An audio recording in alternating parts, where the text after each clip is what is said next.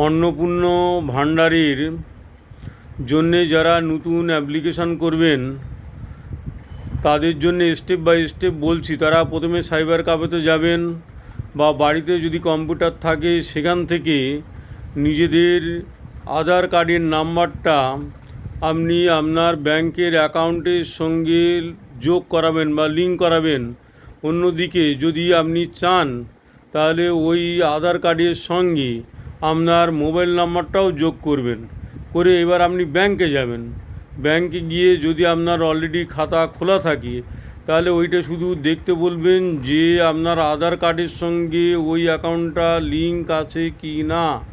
Link থাকলে বুঝবেন যে আপনার ডিবিটি আছে, মানে ডিরেক্ট বেনিফিট ট্রান্সফারটা হবে।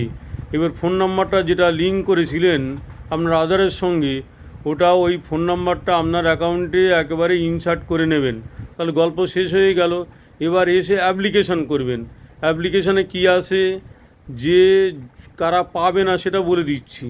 যারা সরকারি চাকরি করে বা পাবলিক লিমিটেড কোম্পানিতে বড় ধরনের চাকরি করে কিন্তু কোনো এজেন্সির চাকরি, মানে কোনো এজেন্সির আন্ডারে চাকরি করে, তারা তো টেম্পোরারি কিন্তু পেয়ে যাবেন, কিন্তু সরকারি চাকরি যারা করে তারা কিন্তু পাবে না।